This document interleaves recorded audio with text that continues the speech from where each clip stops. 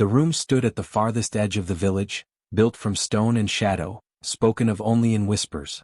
Its walls were said to hold not wood or clay but mirrors that stretched from floor to ceiling, some old and cracked, others polished so perfectly that they seemed to swallow a soul whole. Children were forbidden from even walking near it. Elders never spoke of who built it, only that it had stood long before the village itself, waiting for the day it would trap another unfortunate. Legends told that the mirrors did not just show one's reflection but reached into the heart and pulled out the truth, twisting it until a person could no longer tell what was real and what was illusion. The cursed room had claimed lives before, or so the stories went.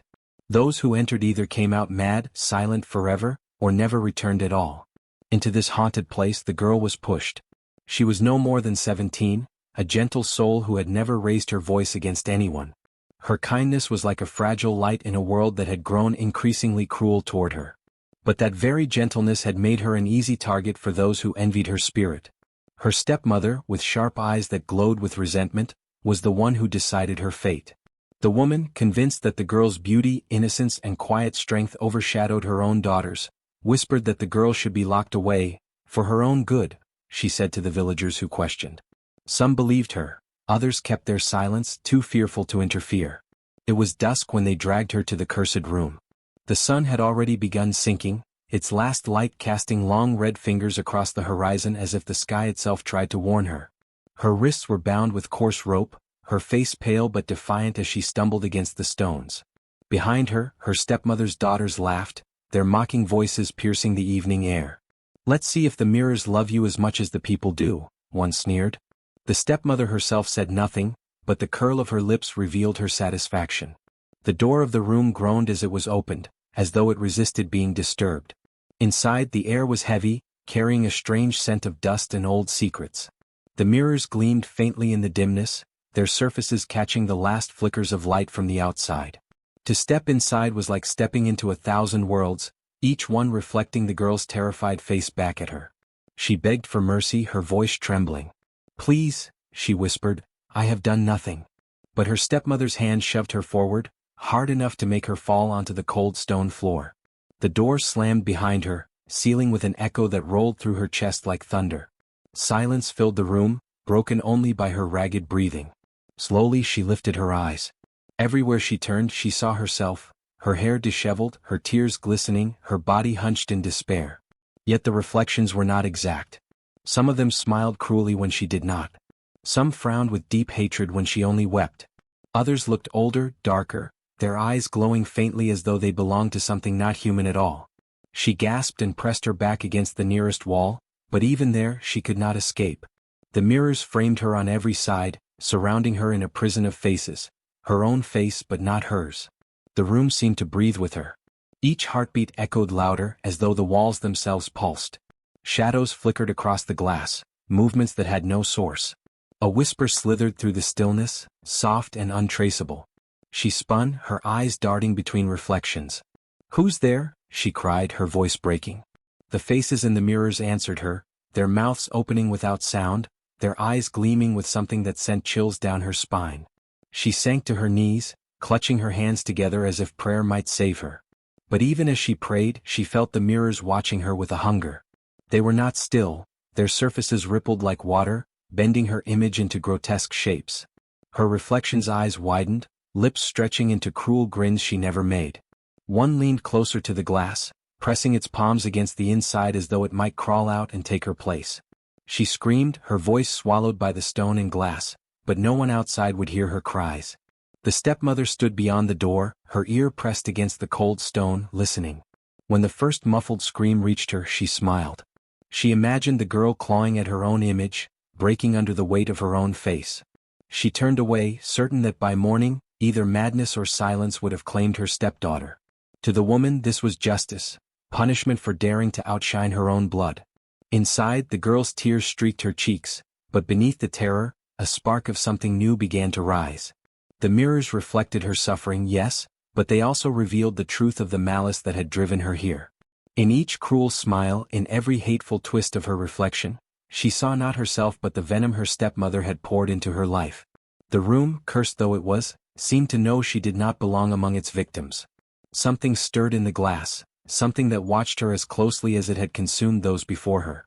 And as she shivered on the stone floor, the cursed room of mirrors began to whisper again, not in mockery this time, but in a voice that seemed to beckon her closer. Something ancient had awakened, and it had chosen her. The air inside the room pressed heavy on her chest, and the silence rang louder than any scream she could muster. Slowly, her eyes lifted to the walls around her, and she realized the mirrors no longer showed her trembling form as she had first seen. Instead, they shifted, bending her image into truths she had never wanted to confront. In one mirror, her face was streaked with bruises, each one a reminder of the punishments her stepmother had dealt when she dared to smile too brightly. Another reflected her hands, raw and red from endless chores, the skin cracked as though they belonged to someone twice her age. Everywhere she turned, each piece of glass forced her to confront scars, not just on her body but deep inside her soul. Her reflection spoke without moving lips. Their eyes glimmered with cruelty, and their mouths curled into smirks she had never worn.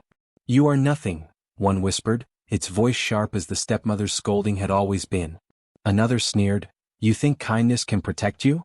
Look where it has brought you, alone, trapped, despised." She stumbled back, clutching her chest, shaking her head. "That's not me," she cried, her voice trembling. But the reflections laughed, the sound echoing inside the cursed room until it felt like a chorus of demons mocking her. She turned sharply to another mirror, only to find a younger version of herself staring back. A child, wide-eyed and fragile, holding a woven doll her late mother had once given her. But instead of innocence, the child's mouth curved into a mocking smile, whispering, "Where was your mother when they locked you here? She could not save you then. No one will save you now." The girl's knees buckled and she collapsed to the floor, covering her ears. "Stop!" she screamed, but the voices only grew louder, overlapping until the torment pressed into her skull. The mirrors did not just reflect what had happened to her, they twisted it, poisoned it. She saw herself begging for bread, though she had never begged. She saw herself striking her stepsisters, though she had never lifted a hand against them.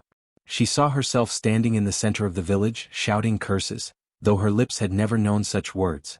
The room reshaped her past into something cruel and ugly, convincing her that she was to blame for her suffering, that she had brought envy and hatred upon herself.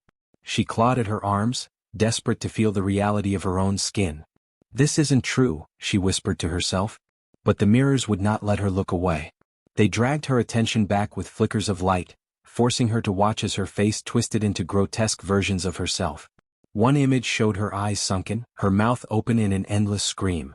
Another showed her with hollow cheeks, bones jutting out, her body weak and lifeless.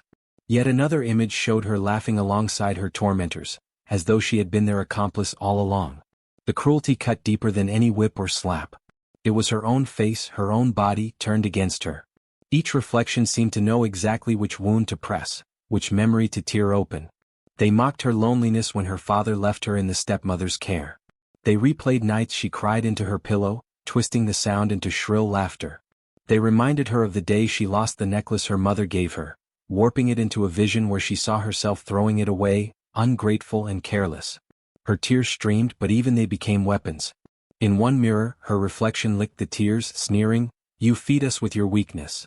In another, the tears turned black, staining her face with dark streaks like veins crawling over her skin. She squeezed her eyes shut, hoping darkness would grant her mercy, but the room would not allow it. Even behind her eyelids she saw flashes of herself, broken, pitiful, and cruel. Her heart thudded so hard it felt like the mirrors themselves were vibrating with its beat. For a moment she thought she would lose her mind entirely, that her stepmother's plan had succeeded. The mirrors had stripped away her defenses, exposing her pain and reshaping her truth into endless torment. And yet, buried deep beneath the storm of lies, a tiny spark remained.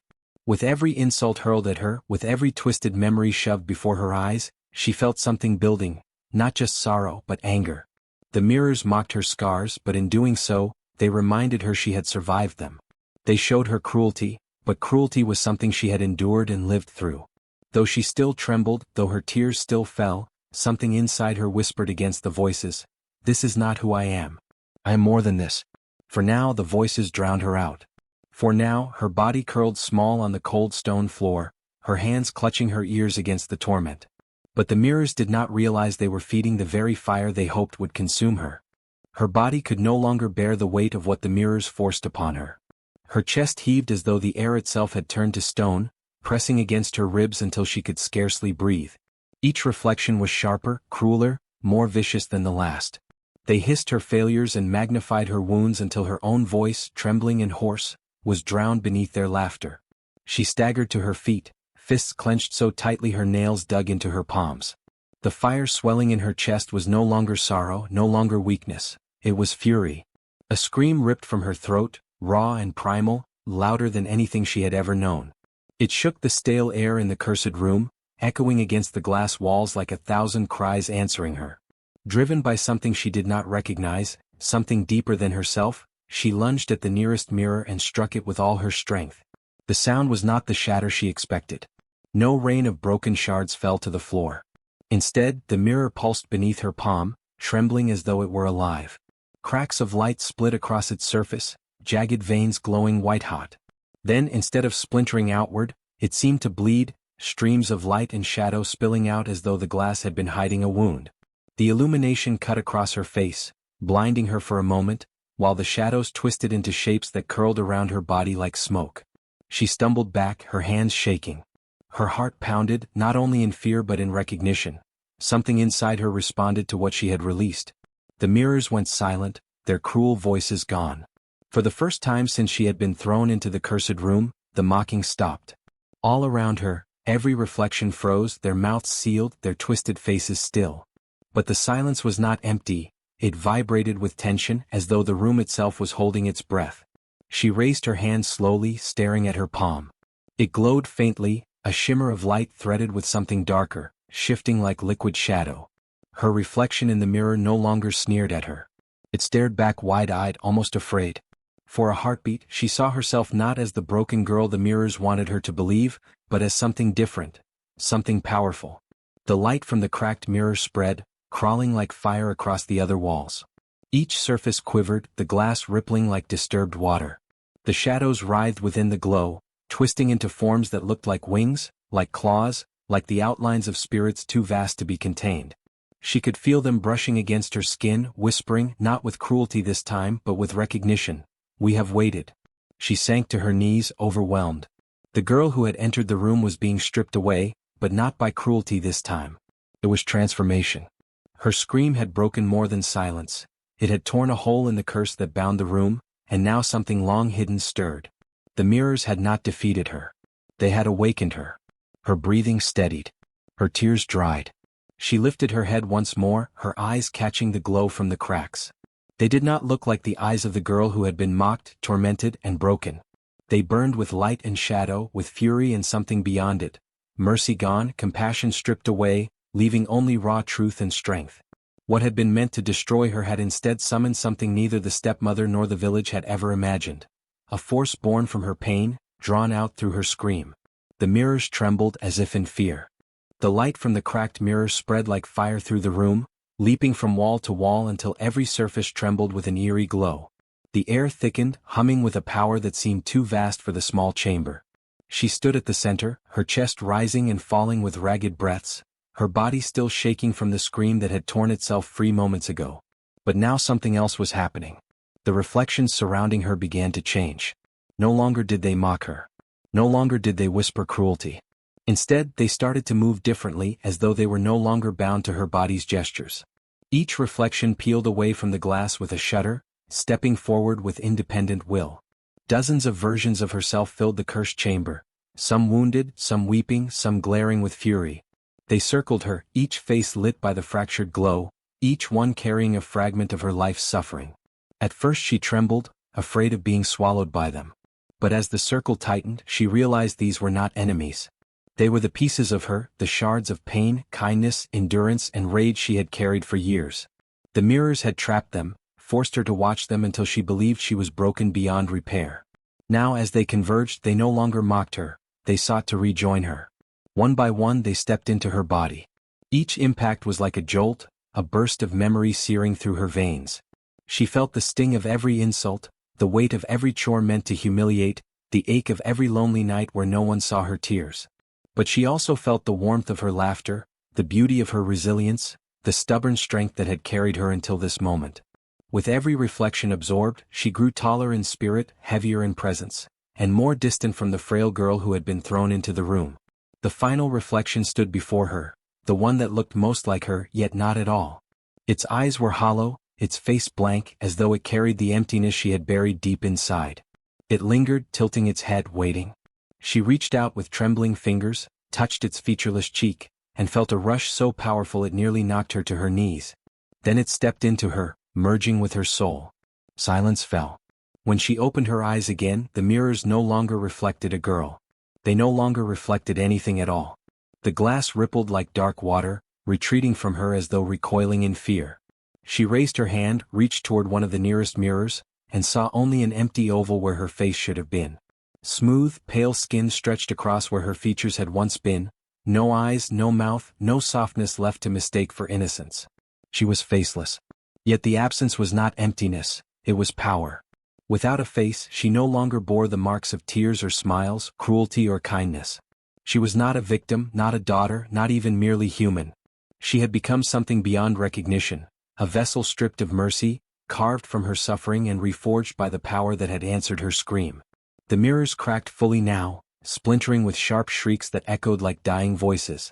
Shards fell, but instead of glass, they dissolved into smoke and vanished before touching the ground. The cursed room shuddered, its spell broken, its prison undone. She stepped forward, her faceless head lifting, her posture no longer bent in pain. Where her footsteps fell, the floor hummed as though the earth itself recognized her. Shadows trailed behind her, twisting like loyal companions, moving not with the light but with her intent. The girl who had once been mocked, beaten, and silenced had ceased to exist. In her place stood a figure that belonged to vengeance. When the heavy door of the mirror room creaked open on its own, she did not hesitate. She walked out, faceless, silent, and unyielding, leaving behind the shattered prison that had birthed her new form. Those waiting outside, the stepmother, the curious villagers, the ones who thought her broken, would not be greeted by the timid girl they believed they had destroyed. They would meet the faceless one, whose gaze could no longer be softened by pity, whose silence no longer meant weakness. And when she stepped into the night air, the world itself seemed to draw back. The wind stilled. The moon dimmed. Even the stars seemed to blink, as though they too feared what had emerged from the cursed room of mirrors. She was no longer girl or ghost. She was vengeance walking. The heavy wooden door creaked open as though pushed by unseen hands. The sound split the night, long and drawn out, a moan that carried through the village like a warning. Those who had gathered outside, villagers curious to see if the cursed girl had collapsed into madness, or if she had clawed at the mirrors until her fingers bled, straightened in expectation. They had come to mock, to laugh, perhaps even to pity. But when the darkness inside shifted, when a shadow moved forward, their laughter died before it was born. She stepped out. Her figure was familiar, the curve of her shoulders, the sway of her walk, but her face was gone. Where once eyes had glimmered with silent endurance, where once lips had trembled with swallowed sorrow, now there was only smooth, pale skin, blank and unreadable. The villagers gasped. Some stumbled back as though they had seen death itself step into their midst. Others clutched their chest, certain they had glimpsed the work of spirits beyond comprehension. Children, held close to their mothers, began to wail, though they did not understand why. It was not simply the faceless form that terrified them, it was the feeling that surged through the air, heavy and suffocating, as if the night itself bent around her. She carried no words, yet silence screamed louder than voices. Each villager felt as though their secrets were being pried open, their sins dragged into the light by the invisible gaze of a girl who no longer needed eyes to see. The stepmother, who had orchestrated this cruel punishment, stood rooted to the spot. Her lips parted as if to command, to pretend control, but her tongue would not obey. Her breath grew shallow, and though she tried to steady herself, her knees quivered. For she too felt it, the weight of guilt pressing upon her heart, the raw truth that no mask of respectability could shield her from the faceless presence before her. The villagers whispered among themselves, their voices breaking into shards of panic. "Is she alive?" one hissed. "Or has the room birthed a spirit?" another murmured. No one dared to move closer. The young men who had once mocked her, calling her cursed, now shrank into the crowd, their bravado dissolving like ash in rain. The women who had gossiped about her misery covered their mouths, suddenly afraid that the faceless girl could hear every cruel word they had ever spoken. And then she took another step forward. The ground beneath her seemed to hum faintly, a vibration felt more in the bones than in the ears. Shadows slid along her feet, stretching unnaturally, curling outward as though reaching for the guilty. Some swore the air around her rippled, bending as if the world itself recoiled from her form. Each step was deliberate, measured, and merciless, a soundless drumbeat announcing that the innocent girl they had scorned was gone forever. Her faceless head turned toward the crowd. Though there were no eyes, the villagers felt the weight of her gaze. Each heart quickened as though a cold hand had clutched it. Memories they had buried clawed back to the surface. Petty cruelties, harsh words, small betrayals, and laughter at her suffering. Even those who had done nothing but watch with silence felt their chests tighten with shame. Her faceless presence was a mirror clearer than any glass. They saw not her, but themselves, their sins magnified. An old man fell to his knees, trembling. "Mercy," he whispered, his voice cracking. "We did not know." But his words sounded weak, hollow. For deep down he knew they had known. They had all known. A woman dropped the basket she carried, spilling grain onto the dirt. Her hands shook violently, her mouth muttering prayers to gods who suddenly felt too distant to hear. Another villager clutched his head, groaning as though her silent gaze had dug claws into his mind, pulling forward every hidden act of cruelty he had committed not only against the girl but against others too weak to defend themselves. The stepmother finally staggered forward, her voice breaking in a scream that was part fear, part rage. "Do not fear her," she cried, though her words rang hollow. "She is nothing but a cursed creature." But her voice faltered when the faceless girl lifted her hand. No sound came, no strike followed, yet the stepmother's breath hitched, her throat tightening as though unseen fingers had coiled around it. She stumbled back, clutching at her neck, her eyes wide with terror. The villagers stared, and in their silence, the truth became undeniable. This was no mere girl. She had become something else, something born of their cruelty, something their mirrors had unleashed. And still she walked forward. With every step she took away from the cursed room, the villagers retreated. Some tripped over one another, desperate to create distance, while others froze, unable to move at all. The night air seemed to grow colder, the moonlight dimmer, and though she made no sound, her silence was deafening, heavier than thunder, sharper than screams. It carried a promise, one that spoke of reckoning. No one dared touch her. No one dared block her path. As she walked into the heart of the village, the faceless girl carried with her the weight of every wrong done to her. She was no longer just their victim. She was their reflection, the embodiment of guilt, and in her facelessness they saw the truth. Mercy had been stripped away. And though her steps were steady, each villager knew that the true judgment had only just begun. The air in the village grew heavy the moment she stepped beyond the cursed room. Her faceless presence carried silence with it, a silence that demanded more than words. It demanded truth. When the first of her tormentors dared to look at her, their body froze as though struck by lightning. They tried to laugh it off, to sneer as they always had, but the faceless girl's presence was not something that could be ignored. In her blank, smooth visage there was no comfort, no humanity, only a mirror that reflected the soul. And it was in that mirror that the man saw himself, stripped of excuses, stripped of lies. He saw every slap, every cruel word, every sneer he had thrown her way, but twisted sharper, clearer, as if the world itself had been keeping score. His knees buckled, his lips moved to deny it, but the reflection did not allow lies. He collapsed, screaming into the dust, until his voice cracked into silence. Others who gathered could not look away. One woman who had mocked the girl daily with whispers and laughter met the faceless void and saw herself smiling, pouring venom into others' ears, her reflection showing how she had fed on cruelty like a feast. But the smile in the mirror widened, stretching into something grotesque, something that mocked her own laughter until it drowned out the air. She clutched her ears, fell to her knees, and screamed with a sound that tore through the village. Then she crumpled, unable to withstand the weight of her reflection. The stepmother, who had thrown her into the room of mirrors in the first place, watched in horror as each villager broke one by one. She tried to call them weak, but deep inside she feared what she might see if the faceless girl turned toward her. And soon enough she did. The blank visage shifted, not moving in anger, not shifting to strike, but simply tilting. An acknowledgement, a command to face the truth. The stepmother's breath caught. In the emptiness, she saw herself as she truly was, hands dripping with the weight of her cruelty, her heart as cold as stone, her eyes filled not with love for family but with jealousy, hatred, and hunger for power. She tried to look away, but the mirror followed her gaze. She stumbled backward, clawing at the air, but her reflection grew sharper, closer, pressing in like knives. Her body shook violently, her mouth opened to scream, but no sound came. Instead, she collapsed, her mind swallowed by the truth she had tried to bury. The faceless girl stood still, her presence unraveling guilt like a storm. Some villagers fell to the ground in fits of weeping, struck down by the weight of their sins. Others screamed until their voices gave out, clawing at their own faces as though they wanted to tear away the reflections they could not endure. Some simply slumped where they stood, their hearts giving out as if the guilt had killed them outright. Each one's punishment was not forced upon them. It came from within, from the unbearable mirror of their own cruelty. The air crackled with fear. Those who had not wronged her directly tried to avert their eyes, tried to bow their heads in silence. For them, there was no cruel reflection, only an emptiness that reminded them of what they could have done but didn't. Their silence, their indifference, their refusal to help had also carved wounds into her soul. Though their guilt did not crush them to the ground like the others, they trembled, for in her faceless form they saw what their silence had birthed.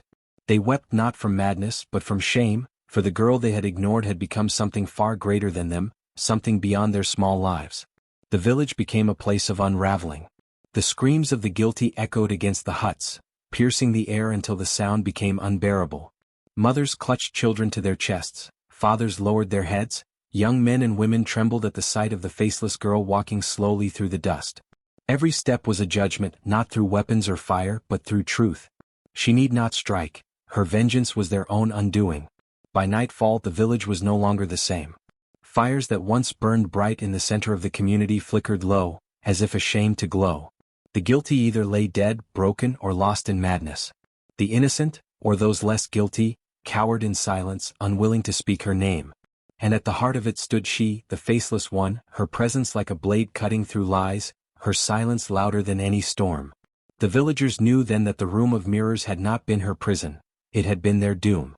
For what had walked out of that cursed space was not just a girl, not just a victim but a mirror of all their sins. And in her facelessness they saw themselves. That was her judgment. That was their punishment. The village changed overnight. Where once there had been laughter, gossip, and the rhythm of daily life, there was now only silence and fear. The people no longer looked one another in the eye. Their steps grew hurried, their voices hushed, and every doorway seemed shadowed by dread. The faceless girl's presence had not only judged them, it had reshaped the very air they breathed. Whispers passed like ghosts between huts, carried by trembling lips. She has become the mirror of our sins. She has returned as justice itself. Mirrors, once seen as harmless tools, became objects of terror. Mothers tore them from walls and smashed them into shards, sweeping the glass into piles that glittered under the sun like broken stars. Fathers took hammers to their polished bowls, their metal plates, any surface that might betray a reflection. Even water became suspect. Children were forbidden from gazing into wells or ponds, and when they fetched water they kept their eyes low, refusing to glance at their faces in the rippling surface. The village that once adored its festivals and ornaments now shunned all that shone. At night the fear deepened. Some swore that even after shattering mirrors, they still caught glimpses of themselves in shadows, twisted, cruel versions of their own faces staring back at them from the walls. A woman woke screaming that her reflection had crawled out of the dark corner of her hut, pointing a finger at her with silent accusation. An old man claimed that while he tried to sleep, the faint glow of moonlight on his water jug turned into eyes watching him. Sleep became a scarce luxury, guilt and terror weighed heavier than hunger.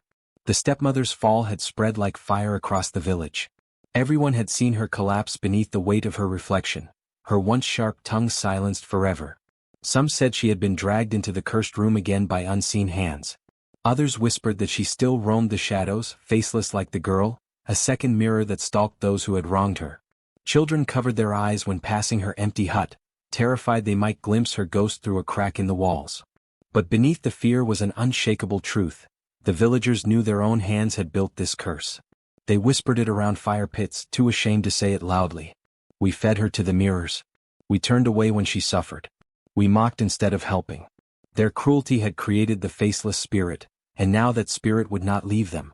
She walked their village like a silent flame, and no one knew when or how she would burn again.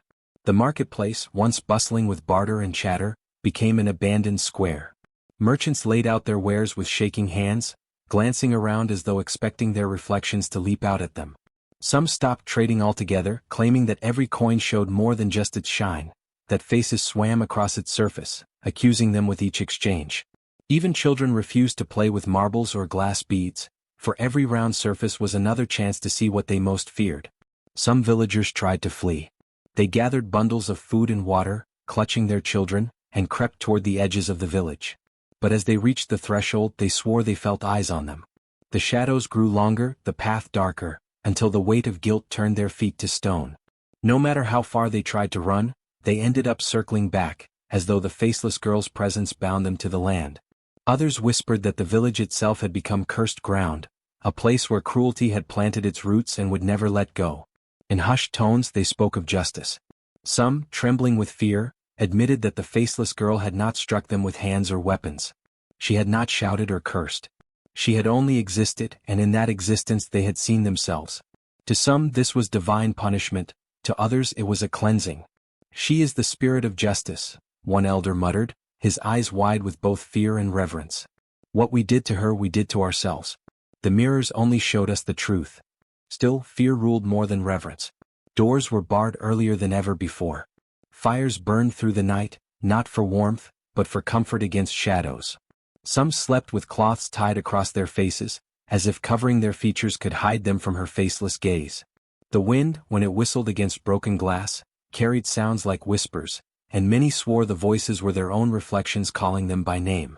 The village had become a place of shadows, not just the ones cast by the moon, but shadows of memory, guilt, and silence. The faceless girl did not need to strike again. Her presence was enough.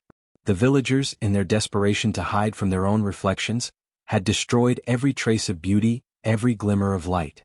And so they lived, surrounded by darkness, knowing deep within their hearts that their cruelty had given birth not only to a spirit of justice but to a world where their sins would follow them forever.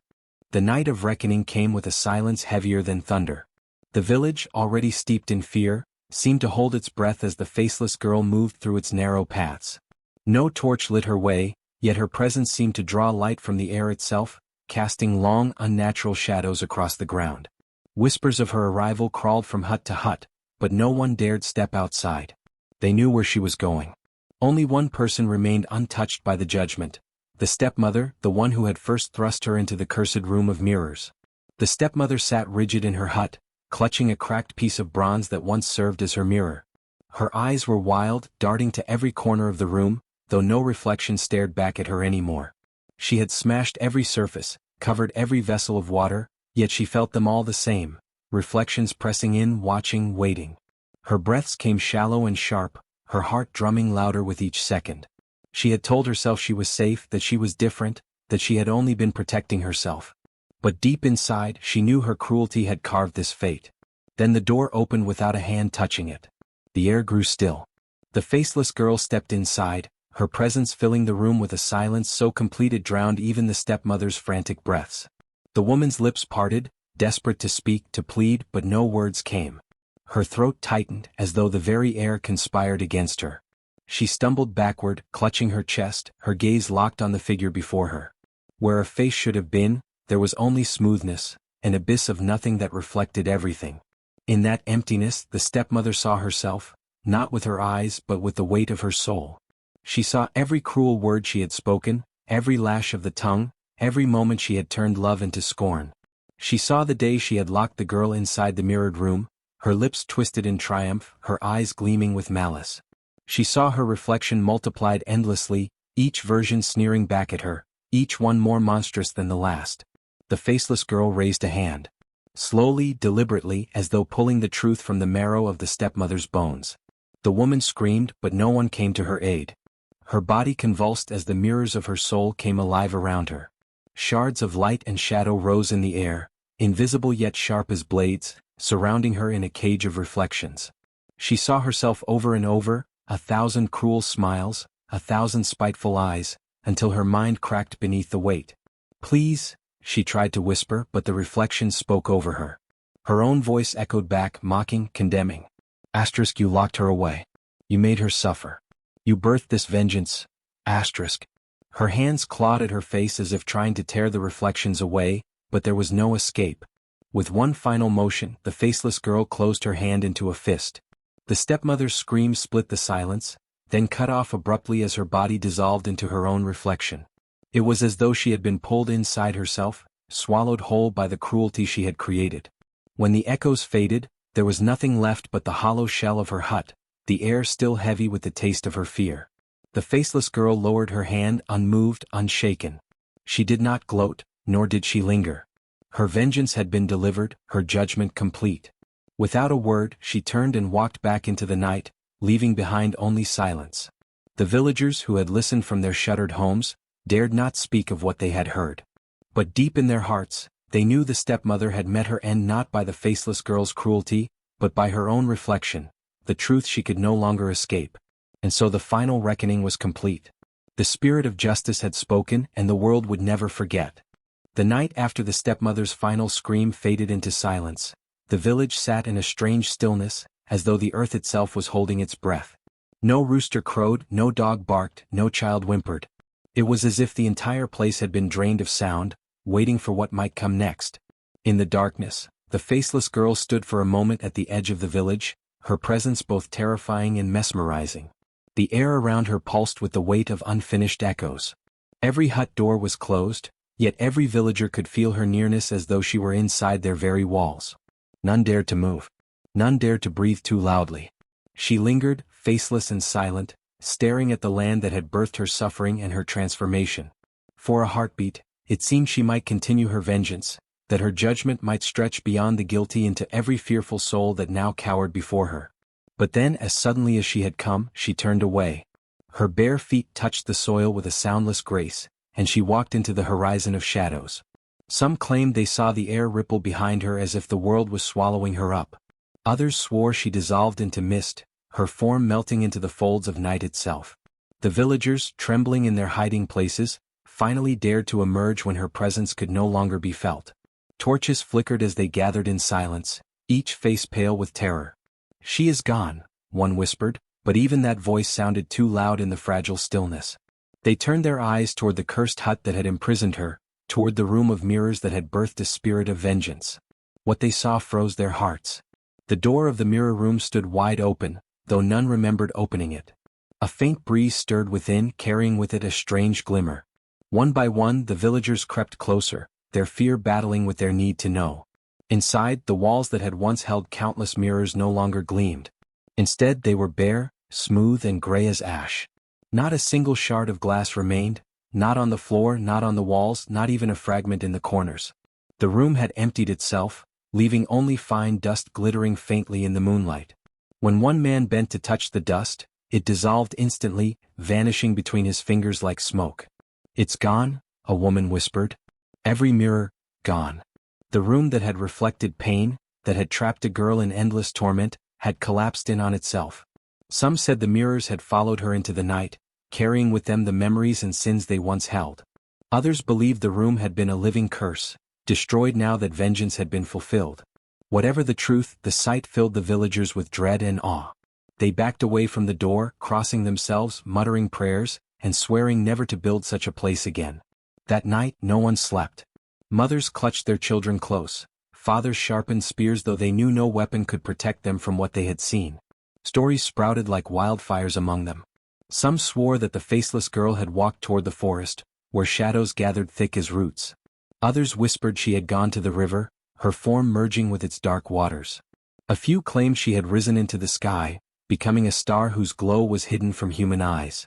But all agreed on one thing: she had vanished, leaving behind nothing but fear and the dust of shattered mirrors.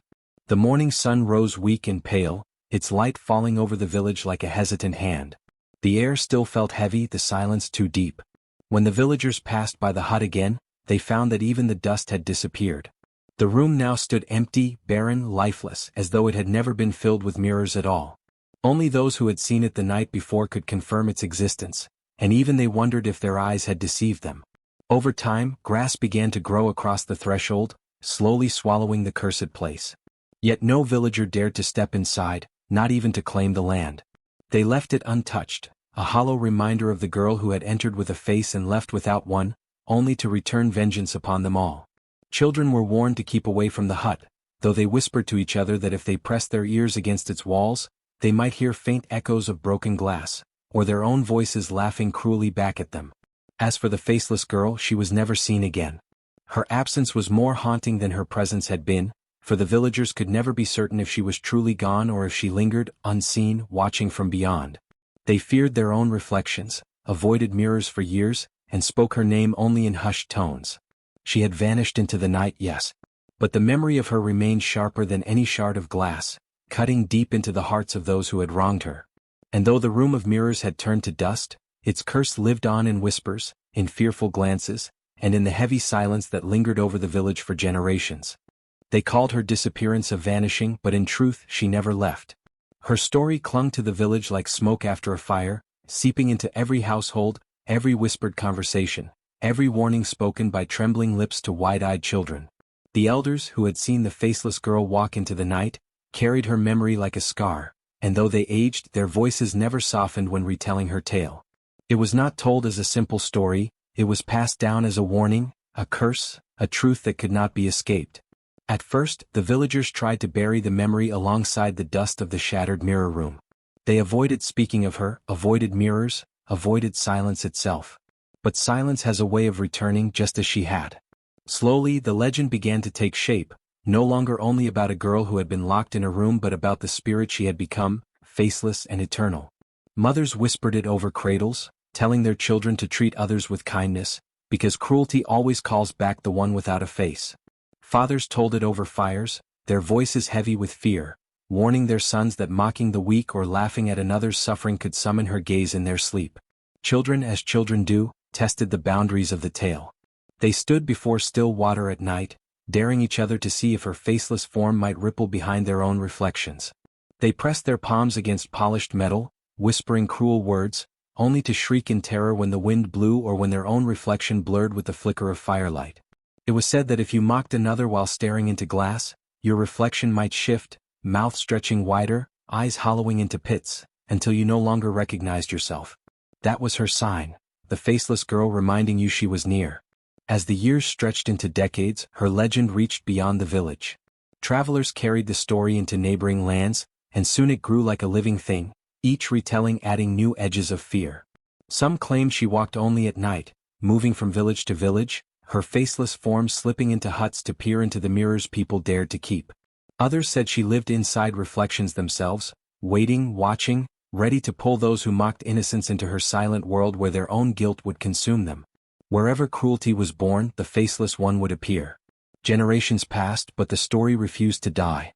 New elders replaced the old, retelling the warning with the same sharpness, the same trembling breath. Children grew into parents, parents into grandparents, each one repeating the same phrase, "Never mock the innocent. Never harm those who cannot fight back. For the faceless one sees everything and mirrors never forget." It was not just a story anymore. It became law, a rule woven into daily life. Villagers avoided cruelty not out of kindness, but out of fear of her return. Even simple jokes at another's expense were silenced, as though laughter itself might summon her.